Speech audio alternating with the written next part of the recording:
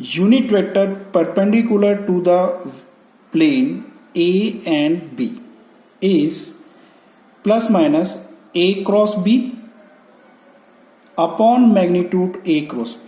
Means हमें क्या find करना है? यूनिट वेक्टर फाइंड करना है। फर्स्ट थिंग किस डायरेक्शन में फाइंड करना है? Perpendicular to the vector A and perpendicular to vector B, दोनों के परपेंडिकुलर फाइंड करना है। We know that A cross B क्या होता है? परपेंडिकुलर होता है A वेक्टर के B और B वेक्टर के B। मतलब A क्रॉस B की जो डायरेक्शन होती है, सपोज करो A ये है और B ये है, that is A, that is vector B। तो A क्रॉस B की डायरेक्शन क्या आएगी? परपेंडिकुलर, या तो अपसाइड आएगी या फिर डाउनवर्ड आएगी। ये मैं आपको एक्सप्लेन कर चुका हूं कि A क्रॉस B की डायरेक्शन क्या आएगी? या तो ऊपर की साइड आएगी या फिर डाउनवर्ड आएगी। इसलिए मैंने क्या लिया यहां पर? प्लस माइनस यूज किया। ठीक है ना? यानी कि A क्रॉस B क्या इसको रिप्रेजेंट करेगा? Magnitude and direction is perpendicular of these two vector. ठीक है ना? अब बट मुझे क्या फाइंड करना है? यूनिट वेक्टर फाइंड करना है। And we know that unit vector A cap जो हमने फाइंड किया था तब क्या था? वेक्टर अपॉन में उसका मैग्नीट्यूड। तो यहां पे तो वेक्टर क्या हो गया? A क्रॉस B और उसका मैग्नीट्यूड क्या हो गया? A क्रॉस B का magnitude. For example, write the unit vector perpendicular both vector this one and this one. A vector क्या दे रखा है? I cap plus J cap plus K cap, and B vector क्या दे रखा है? I cap plus J cap. Now unit vector find करना है परपेंडिकुलर इन दोनों वेक्टर के। तो first we find A cross B, and A cross B कैसे फाइंड करते हैं मैंने अभी एक्सप्लेन किया। I J K, then I का कोफिशिएंट 1, J का कोफिशिएंट 1, K का coefficient 1 in vector A। B के अंदर 1 1 एंड 0। नाउ डिटरमिन फाइंड करेंगे। I that is 0 minus 1 minus J 1 0 1 into 0 0 1 into 1 minus 1 plus K cap that is 1 minus 1 1 minus 1 that is 0। Now ये क्या आएगा? 0 minus 1 minus I cap, ये क्या आ जाएगा? Plus का J cap and 0 K cap. तो A cross B क्या है आपके पास में? ये है। अब नाउ क्या कह रहा है कि vector perpendicular both of vector, unit vector find करना है perpendicular both of vector.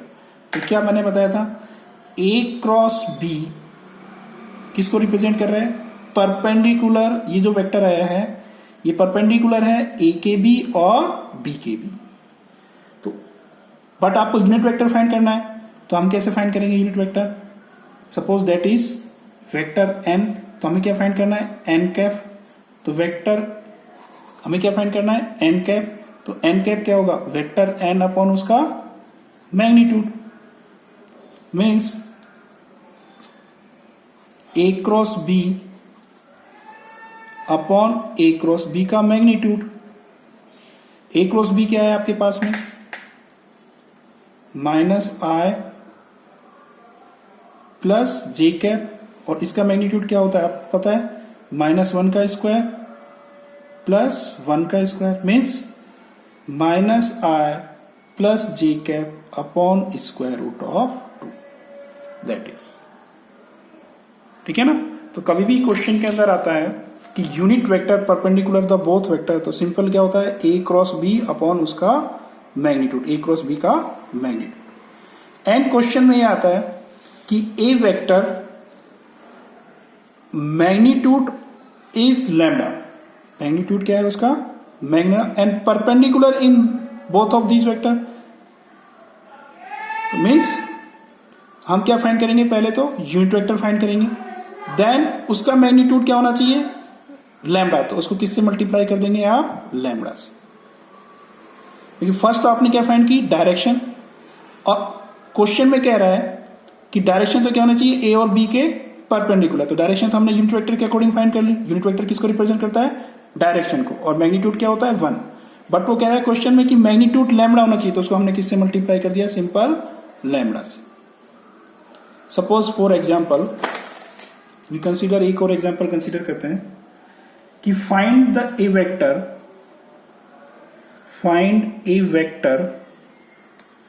Of magnitude क्या है उसका, √171।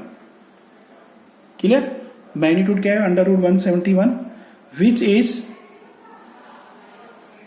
Which is perpendicular to both of the vector, A vector दे रखा है आपको i cap plus 2j cap minus 3k cap, and B vector दे रखा है आपको that is 3i cap minus j cap plus 2k cap.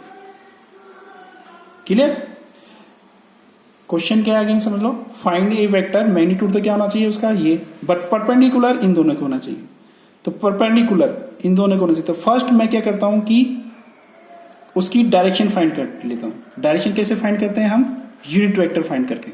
तो first मुझे क्या फाइंड करना होगा, ए क्रॉस बी। अगेन ए क्रॉस बी के लिए अपन डिटरमिनेंट यूज करेंगे, आई जे के, आई का कोफिशिएंट ए के अंदर 1 2 -3 एंड जे के अंदर 3 -1 एंड 2। आफ्टर सोल्व करेंगे तो इसकी जो वैल्यू आएगी वो क्या आ जाएगी आपके पास में,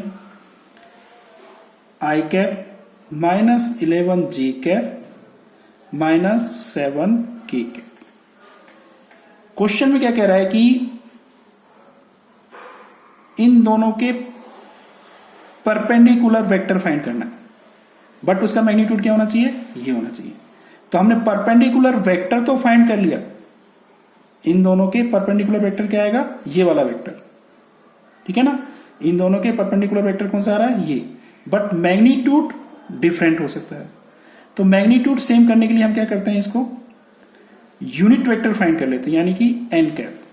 एन कैप सिंपल क्या होगा, वेक्टर एन अपॉन में मैग्नीट्यूड ऑफ एन। मीन्स ये सपोज वेक्टर एन है, then A cross B find किया आपने वेक्टर और उसका मैग्नीट्यूड,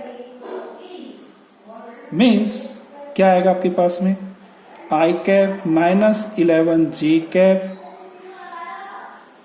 -7 के कैप अपॉन स्क्वायर रूट, आई का कोफिशिएंट का स्क्वायर 1, -11 का 121 और इसका 14, दैट इज एन कैप।